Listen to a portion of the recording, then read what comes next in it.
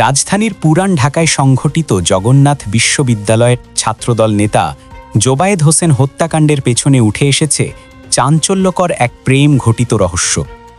Police বলছে 1 মাস আগে থেকেই পরিকল্পিত ছিল এই হত্যা। আজ দুপুরে মিন্টো রোডের ডিএমপি মিডিয়া সেন্টারে এক সংবাদ ব্রিফিংয়ে ঢাকা মহানগর পুলিশের অতিরিক্ত কমিশনার SN মঞ্জুরুল ইসলাম জানিয়েছেন, জোবায়েদকে হত্যা করা হয়েছে ত্রিভুজ প্রেমের জটিলতার জেরে।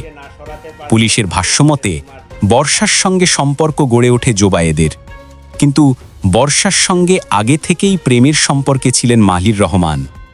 এই দুই সম্পর্কের দ্বন্দ্ব থেকেই জন্ম নেয় ভয়াবহ পরিকল্পনা। বর্ষা মাহিরকে জানায় জোবায়েদকে সরাতে না পারলে তিনি মাহিরের হবেন না। এরপরই মাহির ও তার বন্ধু আয়লান মিলে তৈরি করে হত্যার পরিকল্পনা। ঘটনার দিন বিকেল 4টের দিকে বর্ষা জোবায়েদকে বাসায় পড়াতে আসার সময়সূচি জানিয়ে দেয় মাহিরকে।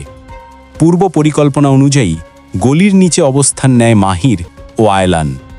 জোবায়েদ পৌঁছালে শুরু হয় কথা কাটাকাটি। এক পর্যায়ে ছুরি দিয়ে গলায় আঘাত করে মাহির। রক্তাক্ত অবস্থায় সিঁড়ি বেয়ে উপরে উঠে আসে জোবায়েদ। সাহায্য চান বর্ষার কাছে, কিন্তু বর্ষা ঠান্ডা মাথায় ফিরে যান নিজন ঘরে। পরে পুলিশ মরদেহ উদ্ধার করে আরমানিটোলার সিঁড়ি থেকে। ঘটনার পরপরই 3 জনকে গ্রেফতার করা হয়: মাহির রহমান, বর্জিস শাবনাম বর্ষা এবং ফরদিন আহমেদ আয়লান। পুলিশ বলছে 2 আসামিকে মুখোমুখি জিজ্ঞাসাবাদে তারা হত্যার ঘটনা স্বীকার করেছে।